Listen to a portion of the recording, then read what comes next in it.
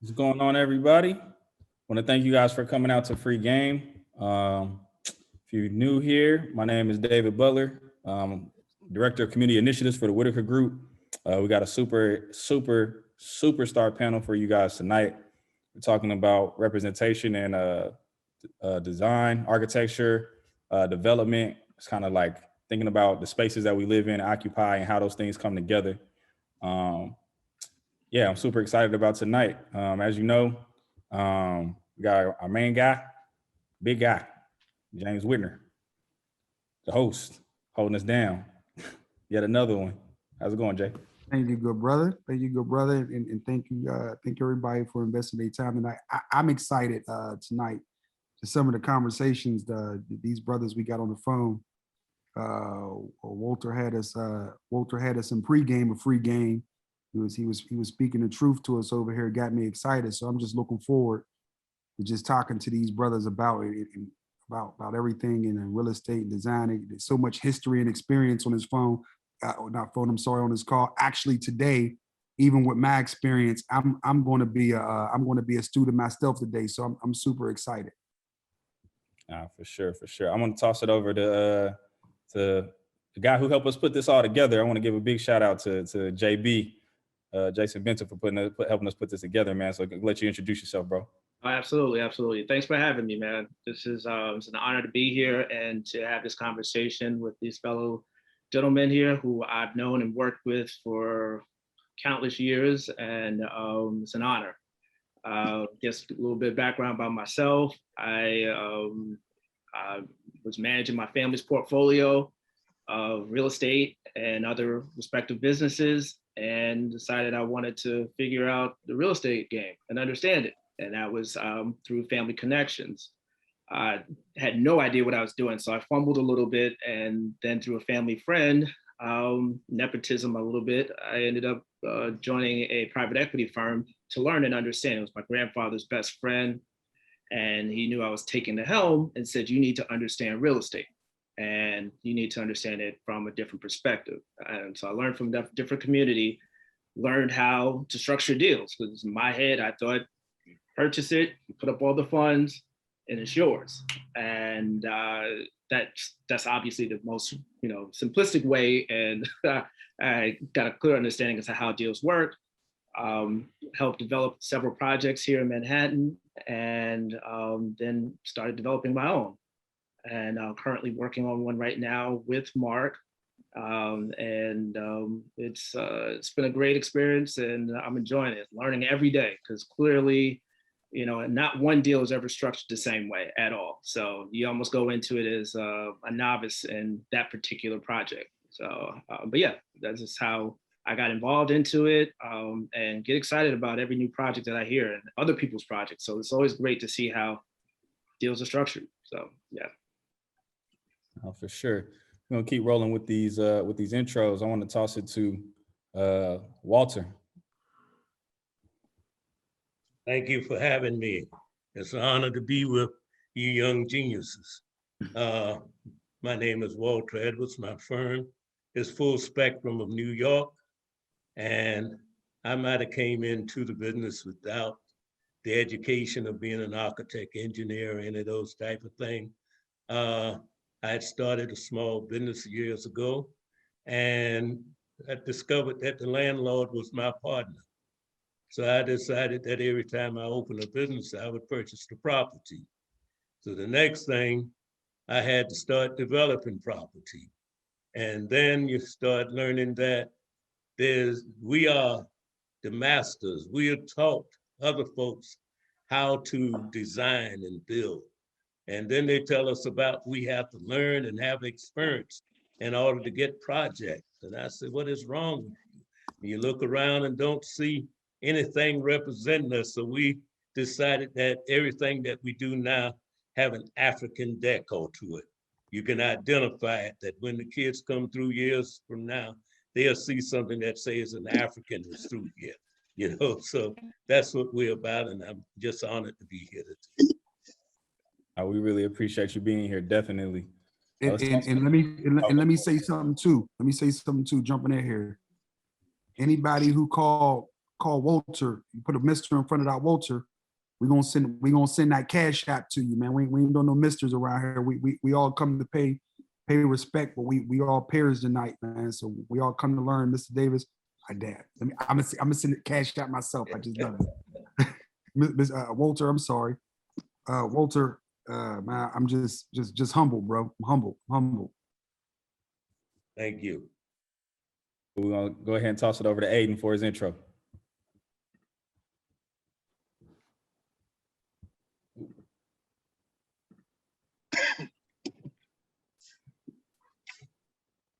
Hey everybody, thanks for having me. My name is Aiden Sorrell. I work for a family company. We're a full service real estate brand based in Harlem, New York. We do brokerage for rentals and sales, property management. We own a portfolio of real estate ourselves. And we also have recently moved out to development. So we kind of touch all aspects of the business. I think my entree and my experience is a little unique. As mentioned, I'm third generation. So the first thing that I didn't want to do was real estate. I just knew I was going to have a different relationship, a different career, and let them do what they were doing and do something else. And I graduated college literally right into September 11th, 2001. I left Atlanta in August, started job hunting in September, and the whole industry, the whole city was just kind of shook up. So I said, oh, well, I'll work with my family for a couple of weeks. And a couple of weeks turned to a couple of months turned to a couple of years. And while I'm in the business, the one thing that I started to notice that everyone around me was making money. And they were doing some interesting things with real estate. And it really just piqued my curiosity on what an asset really meant, what a career really meant, how we make money for ourselves, for future generation. And, I started to just understand that there's just a lot more depth to what real estate does for somebody's net worth, for the way that they're able to set themselves up for passive income, and for a way to truly, pass something on. You can pass on money, you can pass on paper, but it's a lot different when you're passing bricks and, actual plots of land. So, I really got a little more passionate about the ownership side of the game, about the preservation side of the game. And, I've spent 20 years in the business, and probably the last 5 really just trying to learn and understand what the next 20 is going to look like, and, how I can A, impact my peers, and B, create a legacy to pass down to future generations in my family. For sure, we appreciate that intro. We're gonna pass off to Mark, and then we'll hop right into it. Hi, y'all. Thanks again for having us. Okay, so I'm Mark Warren. I'm an architect. I think I had a unique kind of experience as a Black architect. I graduated from New York Institute of Technology and graduated in 87. Worked for a majority firm downtown in the Wall Street district for a year. And I got my second run with an African-American architectural firm in Harlem. I lived and worked in Harlem at that firm for, I believe, 13 years. The name of the firm was LeJean Johnson McNeil. Fortunately, at the time, I didn't realize what I really had. And it's just recently where, you start to look back at your history and you realize what you had, and we didn't take advantage of it. So a little history on LeJean. LeJean was a Buffalo soldier. He was one of the 369th, and he was an architect. The Johnson of the LeJean Johnson McNeil is Jay Johnson's father, the Secretary of State, former Secretary of State. And Garrison McNeil was an esteemed professor at City College. So, I had that history, grew up in a small firm. Eventually, I went out on my own, had my own firm for about 10 to 15 years after that, and still going. And I developed my expertise in rehab in Harlem, urban development, and anywhere from designing and developing small bathrooms and dealing with the single owner to a multi-million-dollar projects. Eventually I took several different paths that I never thought I'd get into. I got into government. I got offered a position as building commissioner for Mount Vernon. I did that for 6 years, 2.5 mayors, didn't make it through the second mayor. And then, I found myself on another path that I'd never think I'd get into, which is corporate architecture or corporate development. I'm working with River Bay Corporation now, which is the corporation that manages Corp City, which is the largest cooperative in the world. So, that's a very different path from most of the architects, very different path for a Black architect. And all those experiences, I'd love to be able to relay that to folks as much as possible. I know that everyone is a burgeoning architect and we design our world every day. So, if there's any questions, just lay it on me. No, it's crazy that you said that, Mark, and I know I'm about to start poking already. I always lead with, we are architects of our existence, right? And I think the idea of being a creative is, especially as a Black entrepreneur, when you don't come up with resources. I think Walter said it earlier, and I apologize, Walter. I called you Mr. Davis. I got another great Walter in my life as a mentor, who's also a brother. His name is Walter Davis down here in Charlotte. But I always say we're architect of our own existence, and in a lot of cases, I had to scramble to get here. So you gotta be a lot of things, and I think that the number one thing is, to be a successful entrepreneur, you got to be a visionary, and you got to be able to see your path through. So it's I would love to talk about that as we get into the conversation. I don't want to get ahead of myself. I don't want Dave, brother Dave, don't smack me down, man.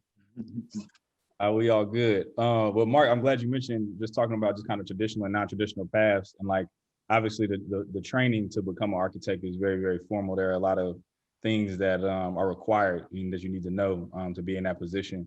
Yeah. But I think to the point of you talking about us all being architects daily, and to some of the points that James just made, can you talk about how some of those skills to kind of, I guess, bring it into a realm where some of the audience might be able to understand a bit more, and move from tangible buildings into a different space? Like, can you talk about just how those skills that you picked up, or that design knowledge, or that engineering knowledge, how that transferred to other portions of your life? Oh, that's a good one. Well, okay, so in architecture, one of the things that interests me the most is the fact that you know a little about a lot of things. You have to know a little bit about almost every profession, everything in the world, basically, in order to design and develop projects. I know that sounds really broad, but I think the fact that you have to be able to think outside the box and solve problems the way they're not always solved. Just circling back to your question, I think when we walk through life, we have to be able to, again, solve those problems as they come up. Every day, there's never going to be a day without a problem. It depends on how you look at it. You could either fall on those problems and fall on that sword, or you could pick yourself up, figure out a way out of that issue or that problem, and design your way out of it, or develop your way out of it, or just think your way out of it. There's always a solution. There's always a solution. Without a doubt. I'm sure Walter has come up with a couple of solutions himself over the years. He talked about starting a business and then deciding to go ahead and make the real estate partner your partner. So could you talk to us a little bit about that experience and drill down into that a little bit, and what led you down the path? And you said you got a non-traditional way of getting into the business, so we definitely want to hear about that a little bit. You deal with the hand that has been dealt you, especially when you come out the South without the proper education, without the proper finances. So you reach out and you try your hand at whatever is put in front of you. So mine was business first when I came out the military. And like I said, when I started to open the different businesses, the property, the landlord would look and see me, look like I'm thriving, so he would go up on the rent. And so therefore I had to start to purchase properties wherever. Then I had to make it represent me and my people, make others that want to follow in my footsteps to do the right thing by the property. So begin to bring people around me that had the education and engineering and architecture and all of that had ran into major problems in corporate America when they hit that glass ceiling, and the white boys would take their ideals and everything and use it, and they wouldn't get credit. So they was driving them crazy. So a couple of them came to me and they wanted to do development. And so I took them in, and we began to do developments that I'm very proud of them today, to where we bought green development into the state of New York. They wasn't thinking about it, but not having deep pockets, we got the major project, and then the white boys had to come in and take it over because they wasn't gonna give us the money to do it. And so we just started doing development on our own, small development, to where we did 250 units at one time. That was half market rate, and the other was income related. And they all was condos because we believed, and I would go back on it today, but we believed that we was developing for our folks and that they should be in ownership. We should know what ownership is. So condos was the same as purchasing a home. But then, you know, who could afford what we was building? So when we speak, we actually cause a certain part of gentrification to happen in the community because people lack what we had developed. And so they start coming. And in 2008, when the market had died, we sold the 250 units and didn't back down a bit and got the award from the Real Deal magazine as the best development of the year. And so our people could not really afford it. And that's one of the things that I feel a little bad about today. We appreciate that insight and that background. No, in Dave, I'm about to skip it, but let's talk about that a little bit, right? Because there's the idea of gentrification that, to your point, that that naturally happens because when we go in as visionaries and you start to come into our own communities, right? We're building with the idea that we want to make it better for us. But how in your experience, how have you seen gentrification? Have you seen gentrification done right? And if you haven't seen it done right, how do we gentrify? How do we gentrify our communities, but keep a large percentage of the people originally from the community in place? I don't see how we can gentrify the community and keep it safe. We did a study prior to doing an earlier development that told us the income levels that was in Harlem. And they was telling us about what we couldn't sell in Harlem. And we did a development next to the largest public housing projects in the state. And they said you'll never sell it. We did it with an African design, and we went out and sold it. But because there were subsidies, we had to go by the city guidelines in selling the units. And therefore, we could not dictate who would come. They said we had to take so many from Community Board 10 and Community Board 11, and they would then, the authorities would look over who we were selling to and say whether we could sell to them or not, okay? So it's hard to control unless you're building in a community that is already solid as far as being able to get the mortgage, get the down payment, and then you can do whatever you want. We did one development where we actually set up community purchasing discounts for the people that bought our units. And that was very good. We gave back for college tuitions from some of the development.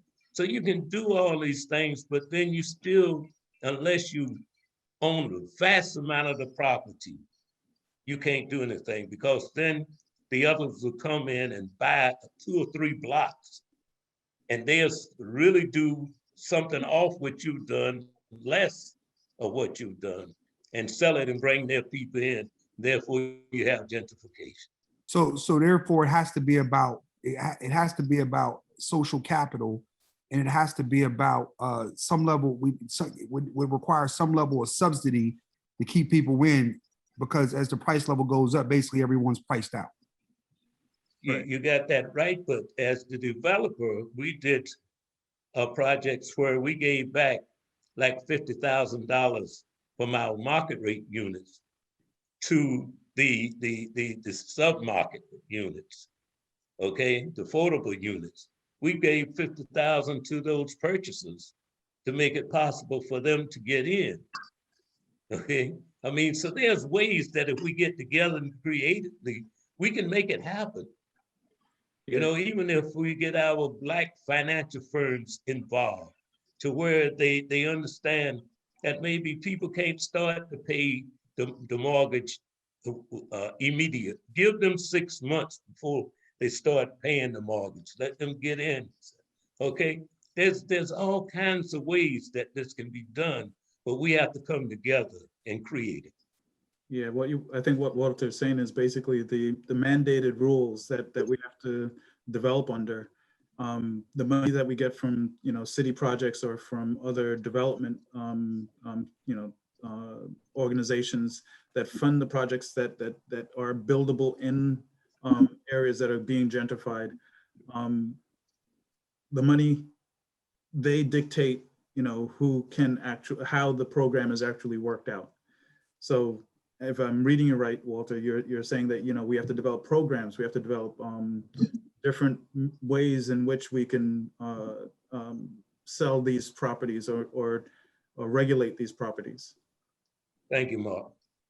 No, and Dave, am I derailing it? Because you know, but I think a lot of the conversation in the chat was centered around this anyway. So it's kind of like, I think it's the looming kind of like overarching thought, right? That everybody is thinking about anyway. So we can go ahead and we can roll into something else. But because I'm being completely selfish right now with this, right? Because listen, it's well stated that we're coming into Harlem as a business, right? And when I see Harlem, you know, I can't help but to have to feel, you know, I'm from Pittsburgh, so when you get into certain places, you start to, it always felt right to me, even when I came there and traveled as a kid, and just took in the vibes for whatever reasons I was there for. But I feel like even looking at the representation of strong Black businesses in the neighborhood, and I ask myself, and a lot of people are asking me now, well, are you sure that Harlem is ready for this level of commerce? What's you guys' thoughts around? And this is a loaded question, right? Because I know the answer. There's nothing nobody can stop me. There's nothing nobody can say to stop me from doing exactly what I'm thinking, right? Right. But you guys have been there, so and I'm sure you've seen naysayers to Mr. I almost paid again. Ooh, that's I almost paid again. Walter, to Walter's earlier point, right? I'm sure you guys seen naysayers. JB, Aiden, I'm sure all you guys. Talk to me about that. Because the thing that I hate when I walk the block, and I just done it, the first thing I do, jump out to Uber and I just walk around Harlem. I feel like when these developers come in, they put the shittiest businesses in, and they don't think about community building, right? They just placing shit there just to collect rent. They don't care about what the optics of community and look like and how. So let's talk to you guys have been around for decades and seen the community change. And it's the thing that annoys me most, right? That one of our most storied areas as Black folks isn't curated by us. So talk to me a little bit about being curated by us, putting boundaries on a business. Like I'm sure you guys have got so much experience with the area. So I'm just throwing it at you guys. It was interesting that you got that, Aiden? Oh, that's me. All right. And everybody go. Go ahead, start JB. So it's interesting that you say that. I remember when the market started to grow, and I just knew, I think it's like maybe 2011. I was like, oh, it's reached its peak. That's it, you know. And then it just kept growing and growing. And I had no idea that at least in the Harlem market that it would grow to the lengths that it has grown. A lot of that, and that's why obviously the landscape has changed a lot. Most of the development is being funded by basically big box retail. So all of the small mom and pops, boutique businesses have shriveled up in this new development. And we've actually seen it ourselves with one of the things that was not mentioned is Walter is the chairman for our Harlem Business Alliance, which is a consortium of small businesses, mom and pop, as well as medium-sized businesses that have come together to advocate for the smaller mom and pop businesses. So we help them with supporting of their back office, or even helping them with microloans.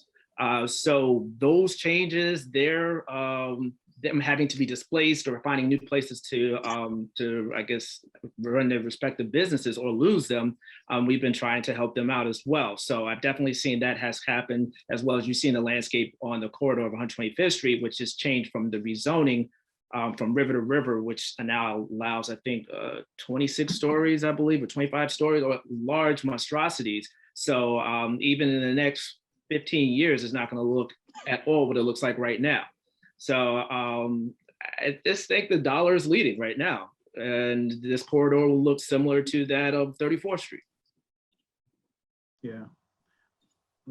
So basically, you know, it's just a natural trend of development. You know, first you have an area like Harlem was, you know, 20 and 30 years ago, where you had blocks that were burnt out. And then eventually, you know, folks, you know, this is just natural progression. Folks buy up the properties, or the city starts to develop the properties, and it becomes more marketable. And, you know, the more marketable it becomes, you know, the higher the rents, the higher the development costs and all the things that go along with it. And then eventually, like Jason said, they start changing the zoning to make it even more marketable for larger developers. So it's a natural progression. First, you will start off with a dollar store, but eventually the dollar store will close down, and then, you know, a higher end store will move, a higher dollar store will move in. And then another, you know, eventually the market will start gradually going up.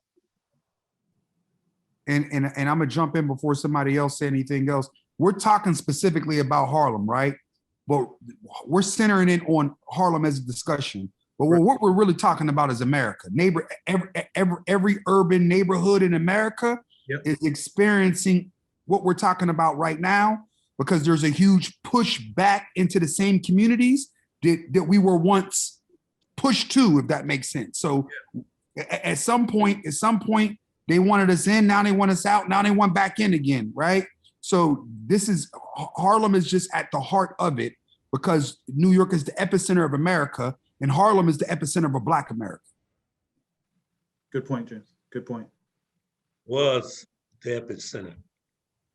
You know, I'm sorry to say that it's not. And sometimes I want to ask all our leaders in Harlem, who's responsible for this? You know, but then I know I'll just start a problem, because everyone takes credit for whatever good is done, but no one wants to take responsibility for what ails.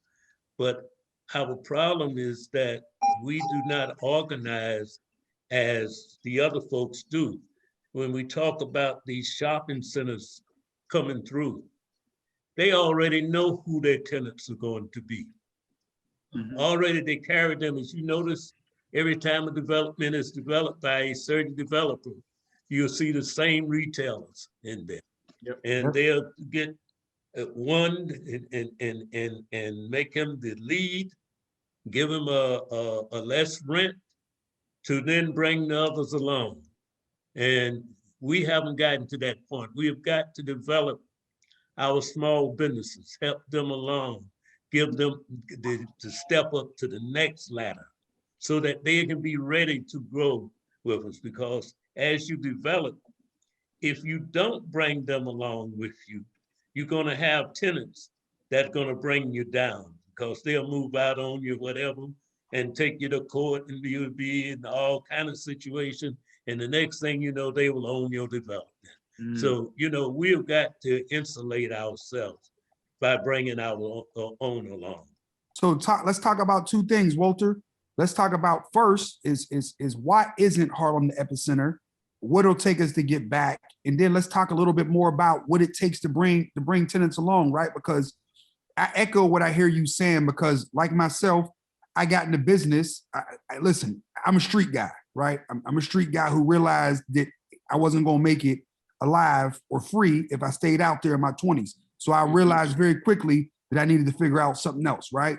And once I got into this business, I quickly realized, just like yourself, hold on, this landlord is eating really good off me, right? I need to be him. And I understood that already because I was already a landlord myself, residential.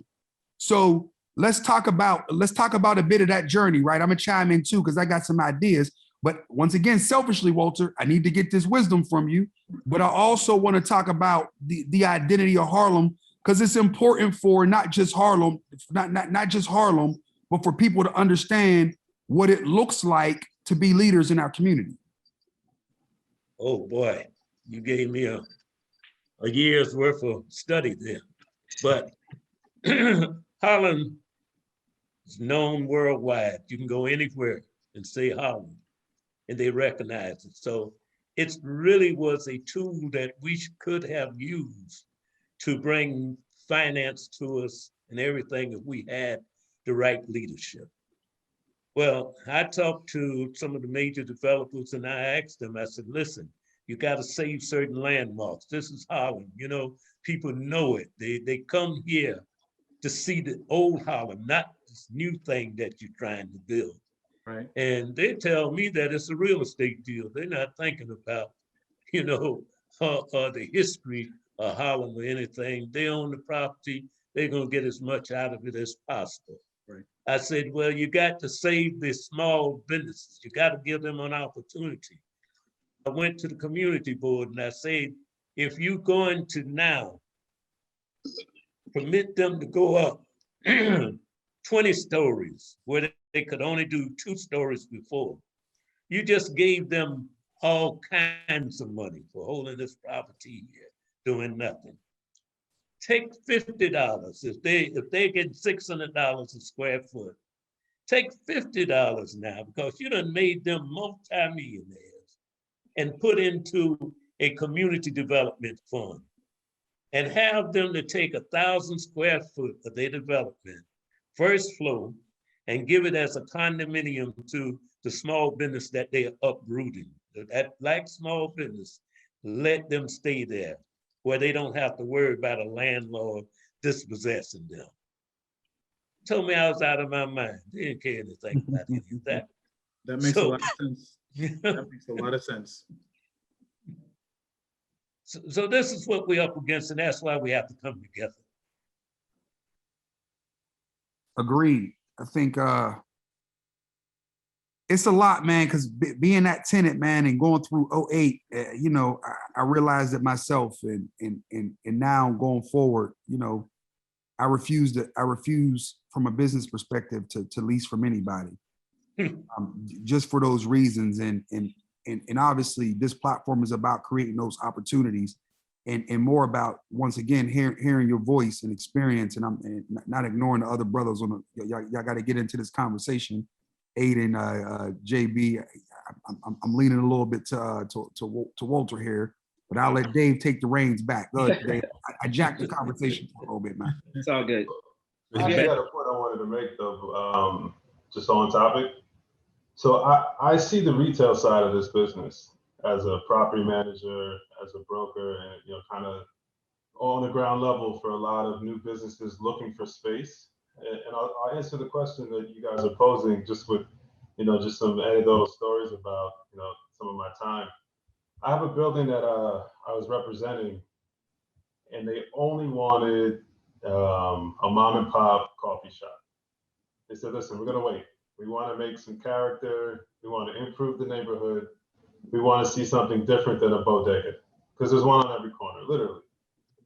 And they opened up their business model. They took less rent, and they took on this mom and pop coffee shop that couldn't pay rent. They just couldn't make it. They lasted 2 years. And eventually they gave in and they rented it to a bodega a year or two after. And it really came down to dollars and cents to them. The bodega was going to pay. They sold beer, they sold lotto tickets, and they were making money. They were going to pay the landlord, and it really became a thing about dollars and cents. So part of the issue is very much so economics for the landlord, and I would say the crime in it all is that the building owner, especially the small building owner, is restricted to how much money they can make on rent. We have rent restrictions called rent stabilization in the city.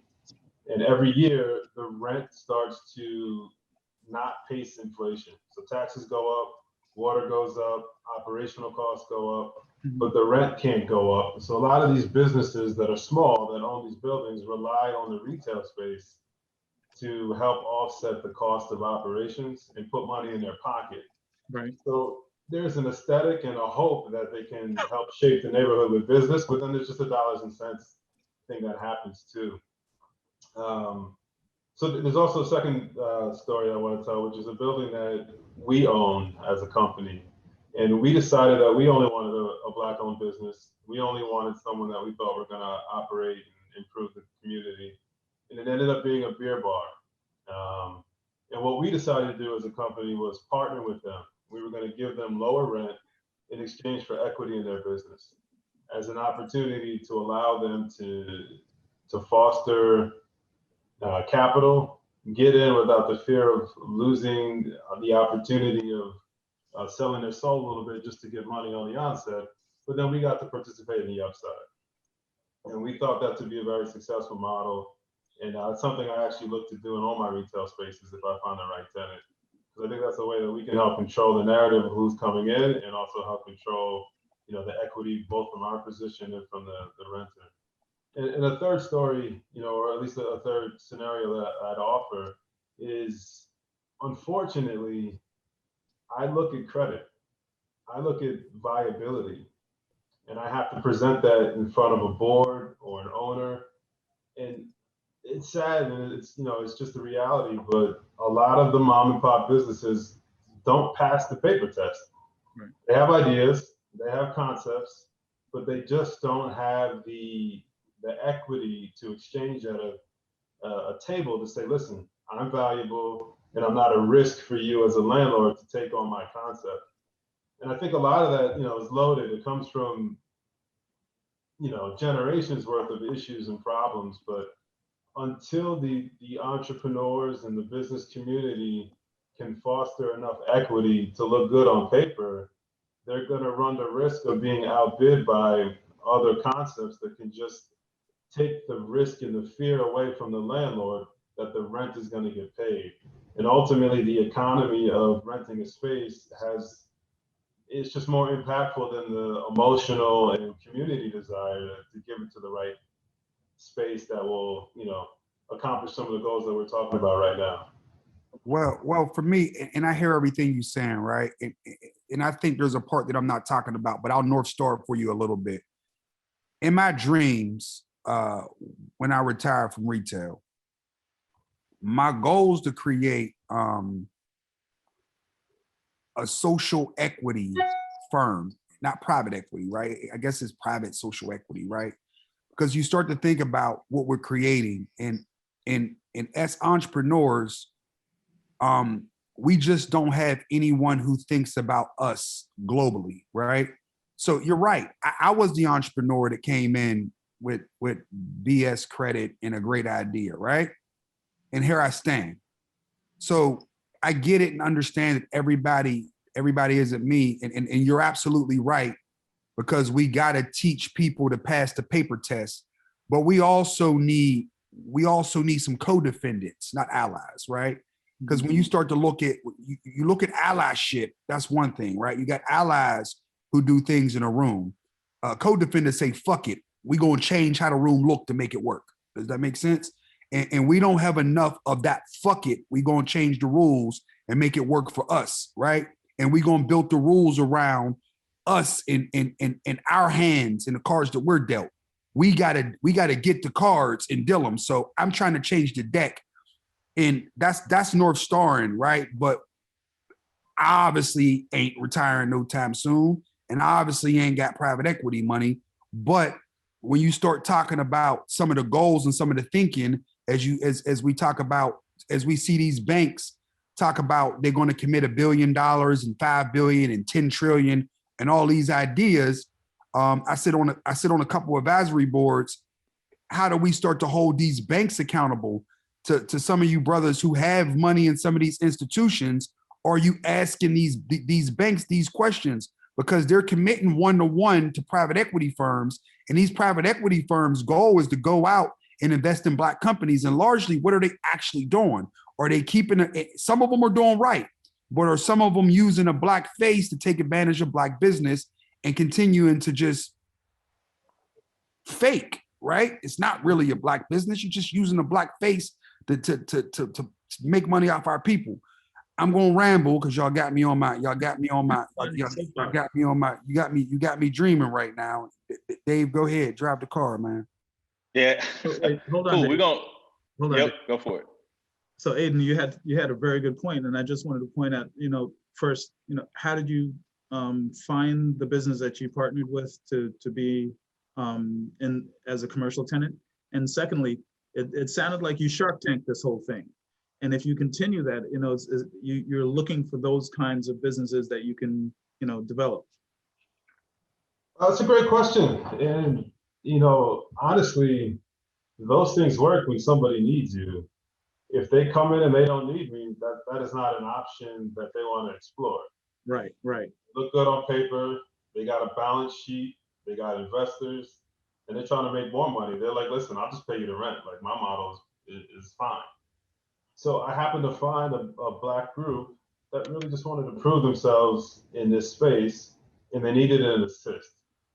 So it required belief in their business model and the desire to partner with somebody, which are two things that is heavily involved in risk, right? Like we're not talking about a slam dunk, because again, if it was, they wouldn't need me. So it became a vetting process. Do I like the owners? Do I like the proprietors? Do I like the business model? Do I think it could succeed? Do I even want to be in business with these people? And all the answers, pointed towards a risk profile that I was okay with. Right. But I do think it's an atypical approach to helping to change the block. Right. In the case of this particular business, they're doing well, but then COVID came. So now, like, the concept is, all right, well, you're partnered with a company, and you like the idea, but now I also am exposed to risk from an industry that I didn't necessarily want to be exposed to. So like all investments, there's just going to be an up and down and a plus and minus, and we took it the way we wanted to. We wanted to be involved in that way. Right. Excuse me, I take my hat off to Aiden for thinking outside the box and incorporating his ideas, which is very good. But you posed a question, Aiden, about those who are qualified for finance and so forth and so on. Well, Jason has spoke about the organization that I chair, that we have been trying to do a back office support program for a few years. And everyone knows that it'll work, but no one will finance it. All right, let me give you a quick idea. You're a carpenter. You're a master carpenter, and you know what you're doing. But you can't keep your records together. But if somebody was to come and do your back office for you, keep your records, do your proposals for you, you do your marketing plan for you, and let you just go do what you're good at, you would excel. You're the best at it. That's what we need, that support, that back office support, because very few of us have the time to deal with that paperwork. And we are afraid to hire consultants that can do it, or even if we can pay them, we don't really know how to use consultants. But if you get that back office together that is providing you with legal, so providing you with finance, providing you with insurance, all of those things that you need to protect yourself so you can go and work, do your job, then we will get someplace. That's what I really believe that we need most. Right. Good stuff. I want to get ready to open the floor to some folks who've been asking questions in the chat. I'm gonna go to Sean Roeder first. He's been going crazy in the chat, and he asked one of the first questions that we had. So I'm gonna go ahead and find Sean and get him to unmute himself and ask his question. How you guys doing? The question I had was twofold. One, our communities are design deserts. You know, you don't see any. I'm influenced by a lot of European design, especially in Norway and Sweden. You don't see any kind of that design. And then a lot of the developers who are there, they don't design anything that's nice. And therefore, you know, they continue to, you know, people to continue to leave the community. So how do we change that? But also, as you guys stated, these developers come in, they don't want to work with anyone. They don't see, in my personal opinion, this is my experience, other Black developers don't see other Black creatives as a value. They will value a white opinion above any standard. So therefore, there's no collaboration. So now we have these collectors instead of, you know, these people who are coming to the community saying they want to create a legacy and so forth, but they just want to collect the check. And I get that. I understand that. But my thing is, how do we change that narrative to where people are designing things that influence positive behavior? That's one. And they're collaborating with the individuals that possibly are smarter than them in these particular areas and spaces. Because once again, I'm from Texas. Harlem is not my epicenter. Texas is. At Kareem Day, he's another friend of mine. We go way, way back. You know, Houston is amazing. Family there, everything. But that's my epicenter. And so how do we design things that influence positively influence behavior, like these other white communities that have been gentrified, and there's all kind of influential design that puts them in a position to add value. And that's the one thing I don't see, whether it's Black architecture, Black architects, whatever you want to call it. I don't see us designing things and collaborating in a way that puts our communities in a very, very high value place from, you know, artistically and things like that. So how do we do that? I could jump first, unless one of you fellas want to. JB, I seen you about to react. And James, you did it though. So, you know, I know what you're doing. I know what's going on. Ace Hotel, all of that, all the influences that I like and we kind of are influenced in. Kareem can kind of can go back with that because me and him kind of go way back. I see what you're doing and you exemplify what I'm talking about. Everything that I'm in your is exactly what I'm talking about. But how do we spread that in a way that makes sense for each and every city that all these individuals are a part of? Right. No, go ahead, fellas. I'm gonna let y'all take it up. Let me jump in real quick. And Sean, thank you. I appreciate the positive energy, bro. No doubt. Sean, thanks for that question. I definitely want to say that there's a tax that we have to pay for that. I will say that Mark Warren, the firm that he worked with Henry Lejeune, he mentioned that he was a World War II vet. He actually was in World War II with my grandfather. The two of them built our first building that we developed in 1964 together. And then, which is ironic, that Mark and I met each other through one of my mentors, and he was a student of his and worked with him. And so we were going to work on another project that I had in the Bronx. And basically, we did the preliminary drawings. We were moving forward with it, and economics came into place. Mm-hmm. I ended up having to work with a larger architecture firm because I had partners on that deal, and just they were willing to put up the funds to actually move forward with the project, all the drawings, and we didn't have to pay them out until closing. I literally had to go back to Mark and say, I can't do it. I can't feasibly fund the project without, you know, pushing some of my delay costs, you know, towards the back end. He understood, and I said, the next one, we're doing it. And that's clearly what we're doing right now. So Mark and I are working on another project where, yes, I could have brought in a larger firm and, you know, they would have waited for their money at the closing. Instead, I'm paying the tax of making sure that I take care of Mark and actually honor my word in doing that as well. So that just takes an extra commitment, and then you have to look beyond just the dollars. So I think that goes back to even what James was speaking about with his social private equity funds. You know, when this is private equity, it's just numbers. And you're going to look at whoever's going to give you the best deal.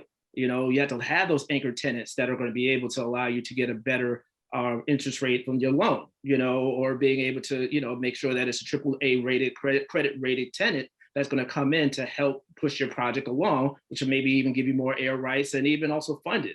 I mean, I remember my first deal, which was in '08 as well. And that was on 72nd and Broadway in Manhattan, corner property. It was actually called The Corner. And we were about to go belly up. The market had basically crashed, and we were out there trying to get the tenants. We luckily ended up getting Trader Joe's, Bank of America, and Dwayne Reed, which is a locally based drugstore here. But that was sweating. That was rough. You know, it was just straight numbers. It had nothing to do with the shape of the community. We were survival mode. We were even looking at that point, working with Ducit, which was which is basically a corporate housing to basically just, you know, package a project and get it out, you know, because you just wanted to get out from under it. But it ended up working out successfully. But that's really where, you know, it's not about the community at that point, it's about survival. Now I have the opportunity to work on a project where I could take those lumps, and even my community space, which we were going to do a art gallery, which was still going to try and use that space as well for that.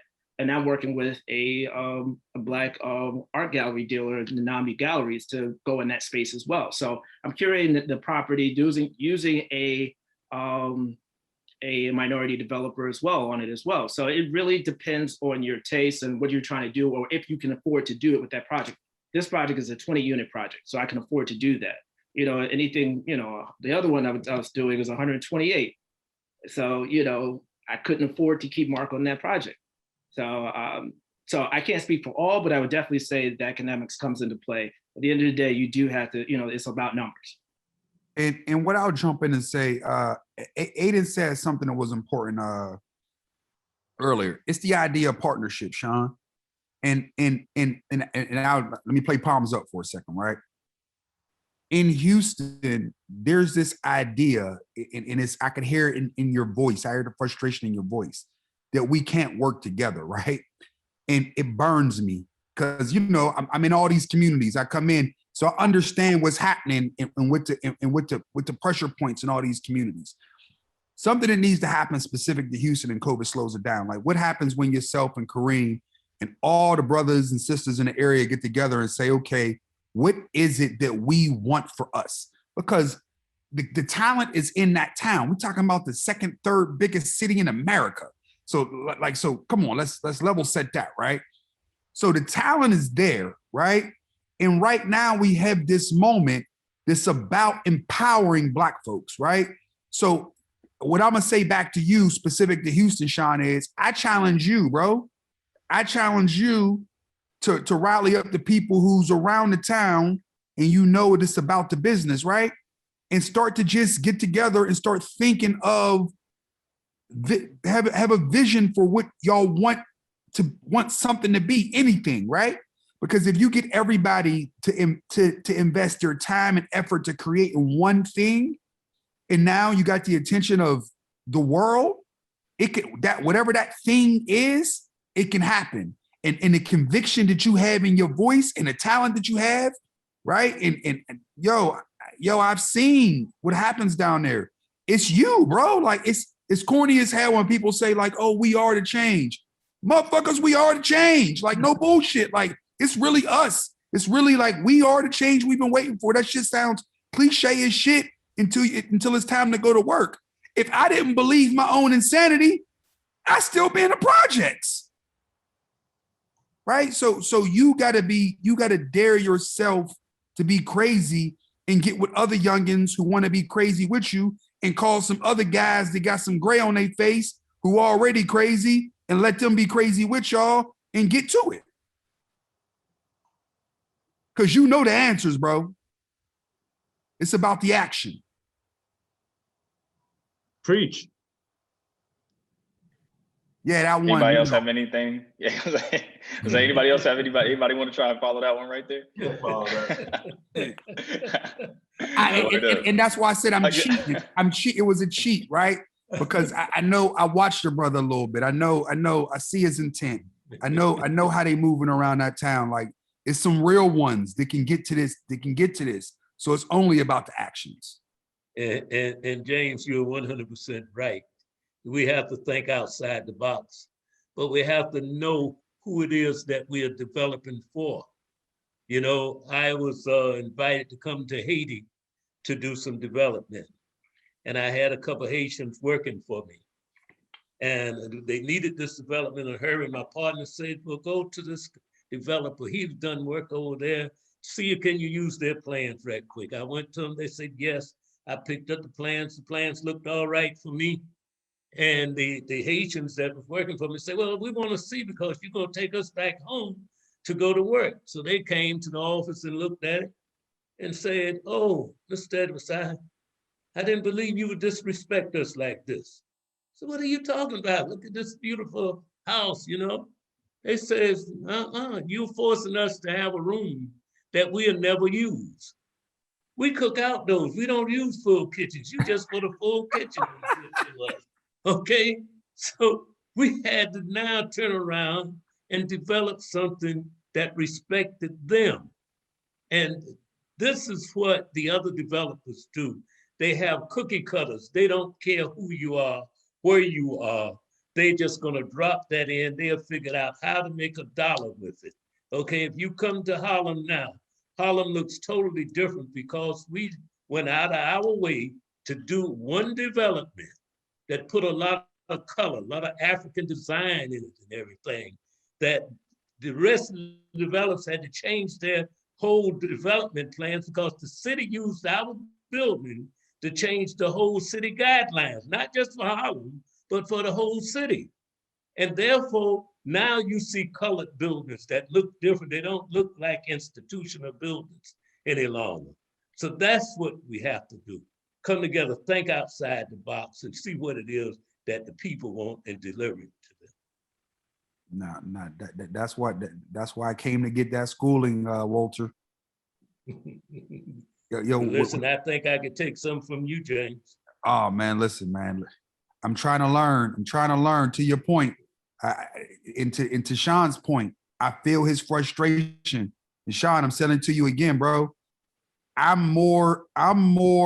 do more based on what I don't want to see than what I do want to see. Does that make sense? So that's why I need you to turn that energy you get, that raw emotion about what ain't there, that's the opportunity. Good point. Yep. Sure. I'm gonna throw to Kevin Hooper.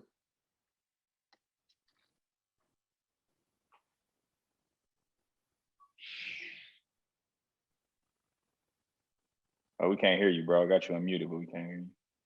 It says connecting the audio. Well, no, that's the wrong person. Who?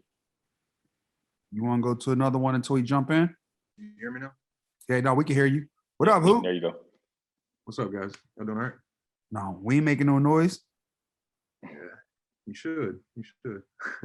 No, you have been. So I'm not like in real estate. I don't really know anything. I'm mostly just going off of instincts and asking questions, you know. But I heard you talking earlier about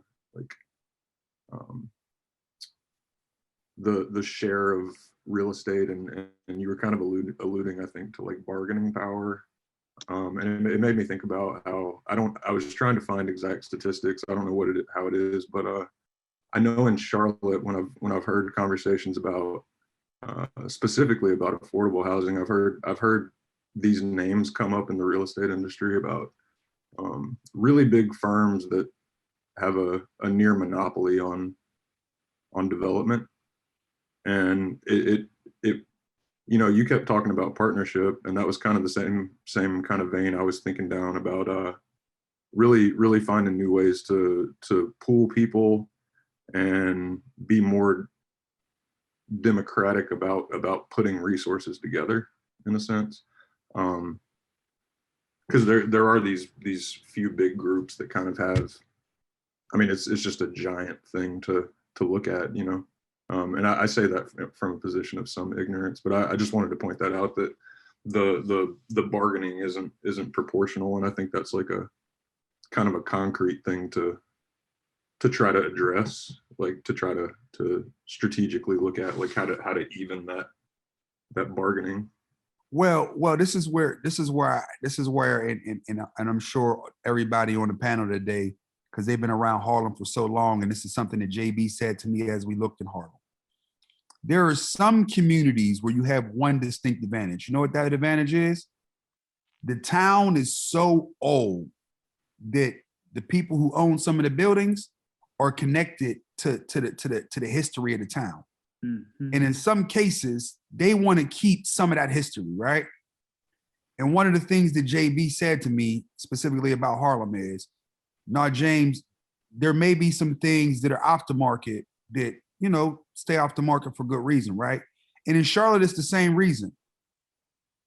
I think some people would be more interested in selling to someone local if positioned the right way. Everything's about intent, right? You got to go into things and be intentional about the building. And I don't want to speak on it in too much detail that we're working on, but in Harlem specifically, I wrote a personal letter to the owner when I put in my offer, and I also made sure I could take some time to meet the owner because I wanted him to understand our intent and what was going to happen with the project, right? I say that to say, if the right amount of investors, local investors, got together to cause an action, especially a local action, you can then beat out private equity. So what everybody's saying, yeah, some people are about when the greedy investor gets the money and who don't care about the integrity of the neighborhood. When they get the property, it's over. But in some neighborhoods, that investor don't got the property yet. It's still a family or someone that's a part of a legacy that has it. And when you can identify those kind of owners, you have the best opportunity. Small guys collaborating have a better idea, have a better chance of keeping a project localized. Does that make sense? Yep.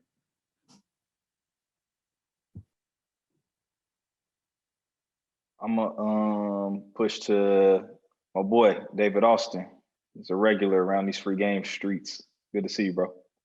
Yeah, thanks, bro. First of all, hope everybody's doing well. Really appreciate everything that you guys have been talking about. And I wanted to get your opinions on opportunity zones because I know, and I might not have the facts exactly correct, but I think that was something that Tim Scott made in like 2017 or so that was meant to help people in Black areas and Black entrepreneurs in those areas just benefit from those. But I wanted to know what your opinions were because I know there's definitely a hot topic. So what your opinions are, how effective or ineffective they've been, and how maybe we can make those a little more impactful. I'm shutting up. I'm gonna go last. Go ahead, fellas.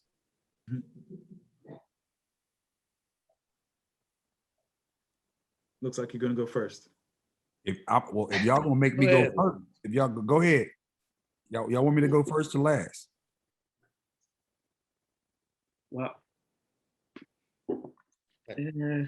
I'll say it. Listen, I love them when they help me.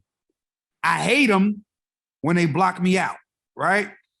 The thing that I hate about opportunity zones is it creates gentrification, but no turn. Now let me explain, right? I'm gonna use the neighborhood anybody from Charlotte know. Tuckasegee Corridor, right? Tuckasegee Corridor largely still looks like old school Tuckasegee Corridor, right? That's because when Opportunity Zone came, anybody who got capital gains dollars, they rush in and they buy up a neighborhood. It even at inflated cost, right? So what happens now, the economics of the neighborhood gets turned because no longer do the people in the neighborhood need to turn it and do something positive. They don't give a hell, to Walter's point and to Mark's point, Aiden's point, to JB's point. They don't give a hell about what the neighborhood look like no more.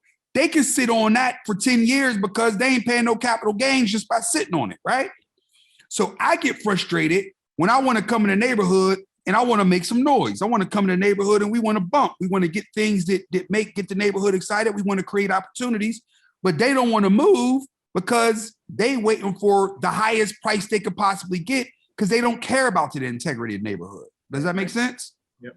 So I hate it for that reason, but I love it when I could come in and be the one and make the trap bump, right? Because then I could come in and we can get busy now. Now now I got economic advantage for coming in, right? You can convince some homeboys to come in with you. We got a couple dollars, and then we can, you just get the trap going. You get business after business going, and then because you saving some money up top, if you want to do the right thing, to Walter's earlier point, now you can start investing into the right kind of young tenants, and to Aiden's point, coming in, they ain't gonna be able to hold the rent. They're gonna need some time. They're gonna need 2 years, 3 years. They might not even go that long, but you can afford to take the risk if done right. I think that was the purpose. That was the thinking, right? For why some people on the left liked it, and the thinking for the people on the right, why they went with it. They was like, well, we got the money, so we gonna own the opportunity. Does that make sense? Right. That's my point. That's my point of view. You hit the nail dead on the head. That's all I can tell you. Opportunity for who? All right. I mean, if you don't have deep pockets to put it in there to make all kind of money for the next 10, 15, 20 years that you don't pay any tax on, you just being used. That's why every renter, I love rentals if we have rental property, because the renter is purchasing the property for me. Okay, so that's really what the opportunity zone is using people. They don't care if you go bankrupt. They have their investment covered. They don't care about us. So, we have to get together and think outside the box and create our own, and just because a Black man brought it to the table, don't mean that he understood exactly what we need. We need to talk with them and get them to understand. I think the thing that the opportunity zone was probably missing, and I didn't read the legislation, right? But if the opportunities in the zone were for the people from the zone, it would be a little sweeter, right? Yes. But because anything that's listed, the opportunity zone had a website that was listed, and every opportunity zone in America was listed on that website. So if you had any paper, you was basically going fishing. So if you was a billionaire, it was a fishing expedition. Let me hire a team and let's go scour all the opportunity zones. You know how many neighborhoods got bought up too early? They basically just went to every Black neighborhood in America and bought it up. Yep. And they ran the price up before the price should have even been ran up. So now you can't come in. You got to think the heart of a community that's changing. It starts with food, right? Then you get a little bit of liquor. Then you get some art galleries. Then you get some retail, right? And it's a groundswell because because the neighborhood's rough. You paying low rent, so that's where cool happens. Culture comes in, right? It's gritty. It's young. It's the trap. That's why I said you really get the trap bumping, right? And then what happens is that one business, this really like a regional business that gets it, right? Who ain't scared of that traffic. They come in and raise the prices up, right? And then the development should come in over top. So now you got your highs and lows. That's the make of a good community, right? This opportunity zone shit done fucked it all up because you can't make it. You can't make it no more. There's no opportunities for lows.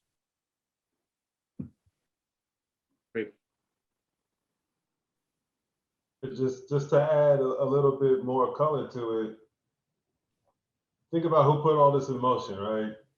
Billionaire real estate president with a billionaire real estate son-in-law, and it's all designed for people who have too much money that don't want to pay taxes on it when they pull it out of the stock market or out of other real estate opportunities. So it very much was set up and feels like it was for a specific small class of really rich motherfuckers. And anyone else who was going to come into play was just along for the ride, but it was never really established for the greater good. It was really just a play to save more money and pay less taxes. So it's unfortunate. I've even looked at opportunity zone stuff, and to the point that was made, that's long money. You're in it for 10 years before you even are looking to make anything. I mean, this is just not the average type of wealth. This is not for the investors or the people with mindset in this conversation. This is for old money. I'm 50, I'm 60, I'm doing this for my son. I'm doing this for my grandson. Right. It's very much, yeah, I don't even think it's useful. I don't even think it's in the conversation for people trying to make change.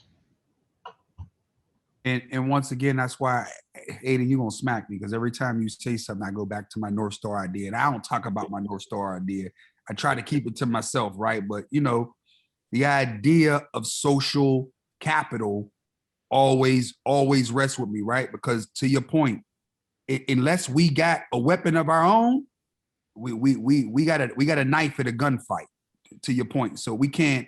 We ain't got no bullets. We trying to throw a bullet and they shooting them like pow, you did. Like no, you ain't. Like to your point, like opportunity zones ain't for us, man. We ain't got enough black billionaires.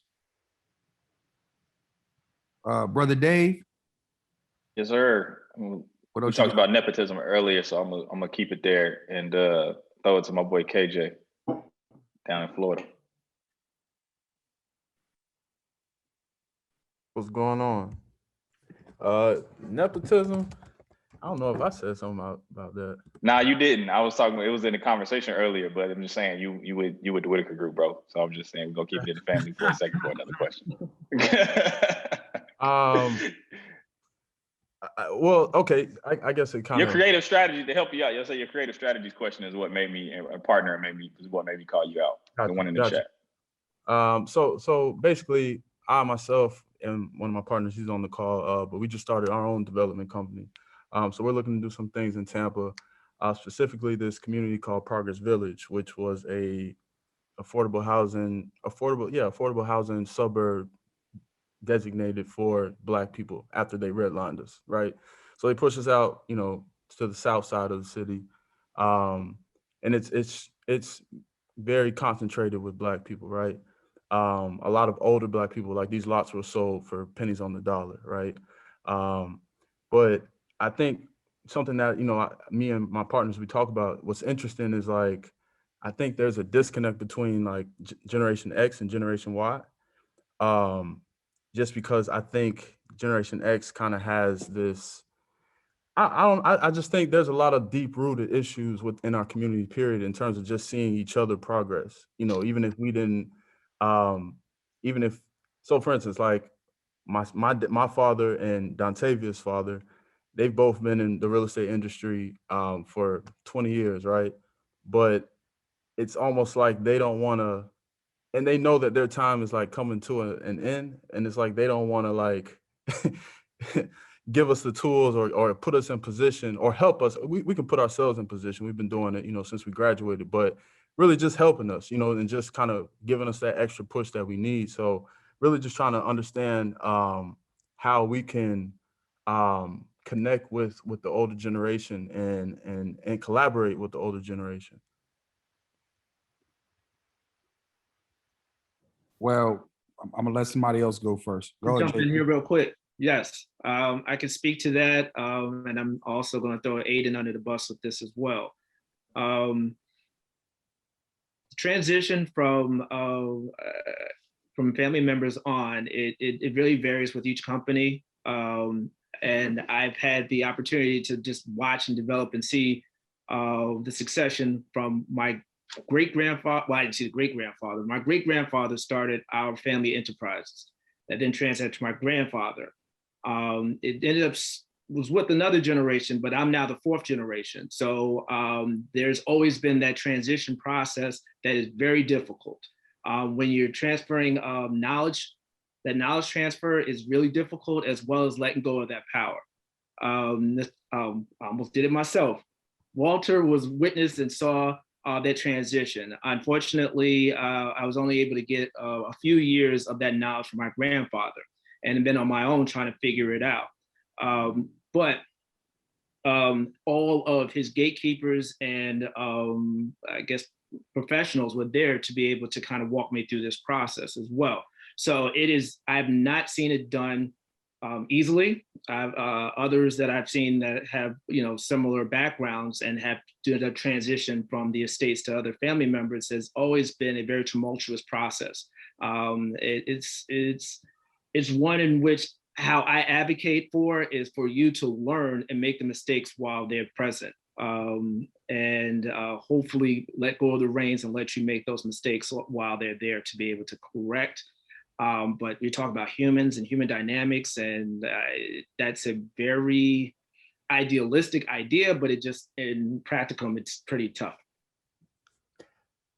I got to follow up, JB. As a third gen, we've watched wealth get destroyed in second gen and third gen. Talk about some of the pressure to be great and to withhold your family legacy, because I'm from the bottom. I'm the first to come out. I'm the first to come out the projects, right?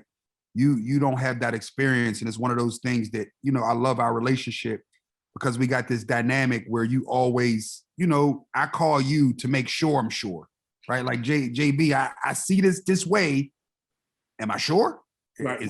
Am I seeing it the right way, right? So talk about you developing an eye. And you talked about it some in the intro, but how did you develop that eye and not wanna, just be the rich kid, like with no disrespect, right? Right. I think it goes to legacy. And I don't want to bore too many people with this, but my family started out in the funeral home industry, and that clearly is dealing with legacy and loss. And so we have a company that's 90 years old, and my great grandfather, believe it or not, was friends with Aiden's great grandparents that started their business, which is actually a couple of years older than ours, which is I think the oldest business in Harlem. And so knowing that history, and then also trying to preserve the histories of those who come through this community. We've through the funeral homes have, honored and buried the legacies of Alvin Ailey, Count Basie, just recently Cicely Tyson, so all the cornerstones of our community, we've had the reverence of being able to honor. So I've actually seen that and wanted to make sure that I continue to leave a legacy. So it's become something that's greater than myself. I mean, having a net worth and then not leaving it or preserving it or building onto it has been my fear. I understand not having anything, because I came in the world not having anything. I don't own anything. It's not something that I'm entitled to. It was, something that I kind of earned. I mean, I have other family members as well who are not in the game. And so knowing that I need to create my own niche, that became my driver. So I think it still falls and stems from that same level of fear. Fear has been my motivator of not just being able to be someone that just rests on his laurels and does nothing with themselves in their life. So no, I want to be able to make sure that I create a legacy and leave something, and also usher the next generation as well. So as idealistically as it would be for me to just transition to my son eventually, good gosh, I actually would probably be ready to give it to him. It's going to be, it's a challenge of knowing that when it's your time, who knows when it's their time to step away. You look at athletes, when they stay longer than they're supposed to, so mine stems from the same place. And I think that's probably where we connect, of just wanting to make sure that we continue to build and have a life that has some level of purpose beyond just. No, well said, brother, because that's why this platform exists, right? I always say everybody like to believe, and we at a time now where we all give each other our flowers, and for me, it's always about giving the information, not when I'm on my way out, but when I'm hitting my stride, so people get the exact emotion that I'm getting it while I'm getting it, right? Which is why I was so hard on the brother Sean earlier today. Well, not hard, but trying to push him to do the right thing, because to your point, I'll say it better. Youngins listen better when they see you in stride versus when they hear about what you used to be. Does that make sense? Absolutely. Brother Dave, you want to get us? Yeah, I was gonna say, I'm gonna give us. we probably got time for maybe about 2 more questions. I'm gonna want to be mindful of everybody's It's time. over that fast. Yeah, it's 8:23. 8:23. We're gonna try and part wrap close to two. 8:30. Part 2, man. We ain't even got nowhere yet. And the part 3 and the part 4. Hey, look, that's because you took us half the time up front, James. You took us there early, man. Yeah, man. Listen, I told y'all. Listen, I was the student today, man. I know the rest of y'all know. Usually, I was the student today, man. Nah, this is great. Sure. I'm scrolling the chat here, just trying to make sure I find something. If anybody's got any, oh, Eric got his hand raised. My bad, Eric. Go for it, bro.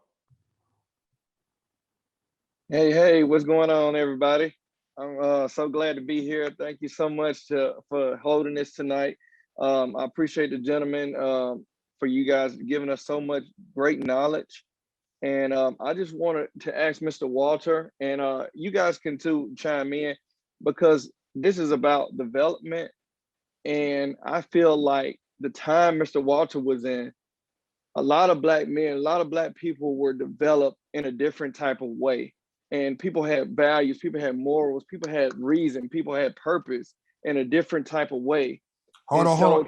Eric, I'm cutting you off right now for one reason, right? Okay. I said what you said right now, and this is not a stunt. So my goal is not to for what I'm about to say, but I'm about to say it anyway. You know what I'm about to say? I took that tone that you took with Vice President Harris, and she stopped me mid-sentence. Stop putting that shit out there, yo. We do have it, yo. We got it. But we know we are it, yo. It's us. It's us. Yeah. If we don't change that thinking and that idea, we gotta change it right now. I'm gonna let you keep going, but I gotta change the tone. No, we do got it. We got it. Yeah. Because people had word and they stood on it, though. You know what I'm saying? Like, still word exists. Cap didn't come out of nowhere. Listen, bro, listen. There's still people out here where their word is their bond. Is their bond. You're right. I ain't giving up hope now. I ain't giving up hope. Because it exists. It is. I still ain't gonna let you. I'm not gonna let you be pessimistic. Listen. The thing I'm gonna tell you is this, bro. If that's your experience, change who you around. Correct. Go ahead. You're right about that. All right. But yeah, just some of the challenges though, where he has faced, because it was another type of fight versus having big banks and things like that, or a bunch of billionaires. You're fighting all different kind of monsters. Now, was the game, I know I can't say it was easier, but was it more defined more than it is now? Because it's a big rat race now. I mean, everything's already been bought up. Everybody's outbidding everybody. You got private equity buying up everything. How is the fight different than what it was at that time compared to now? What you guys doing, new developments and things like that? Could y'all please just touch on that for me? Well, you called my name, and I will tell you that I drove across the United States with my son, who was becoming 18. And as we rode across the country, he said, "My God, Dad, I don't understand why we are in the city fighting over a little bit of land when all this land is right." He said, "Allah said it right in the Quran. He made this world spacious and wide." Okay, he said, "Look at all this land out here. We can go anywhere and develop. It's up to us. And if you give us a level playing field, we always outperform the others." So no, it was hard for us. Imagine me developing a store and a gentleman walk over to us and ask who owned it. And at that time, we wouldn't give up any information. So nobody said anything. He said, "Well, I'm just here to let you know that whoever owned this, you're a threat." What do you mean the threat? Well, you're setting a good example. And there's people that don't want good examples, okay? So we had to face that on our own. You're educated. You have the finance if you just know how to pull it together. You can do anything that you want to. You have experience out there. You have the expertise. Go to them, pull them together and demand that they do for you what you want done. Don't ask them, demand that they do. Our people will stand up tall under demands. They will not stand up tall if you just puppet them along, okay?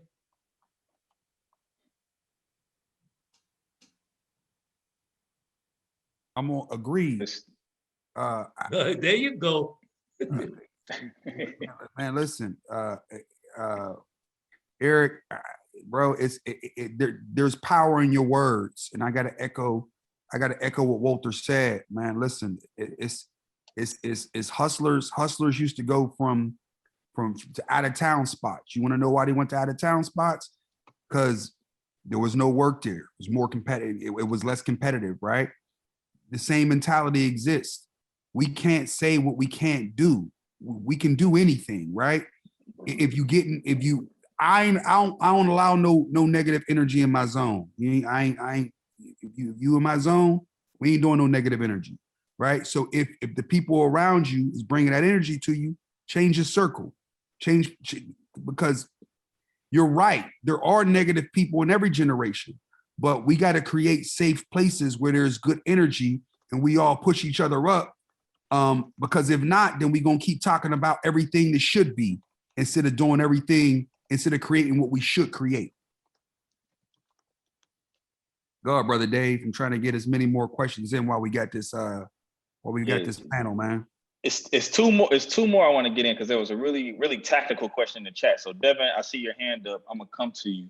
But there was a question from Asia Short that I really wanted to get answered in the chat. I felt like it was real tactical and some people might be able to benefit from it. So I'm gonna get her to unmute and ask her question. If not, I'll read it out loud. So I know, like, from a government standpoint, like, there's a lot of HUD grants, there's free money out there, but are HUD grants not an opportunity to just kind of help the Black and brown community, but then also an opportunity for financial gain? I'll let you guys on the panel go first.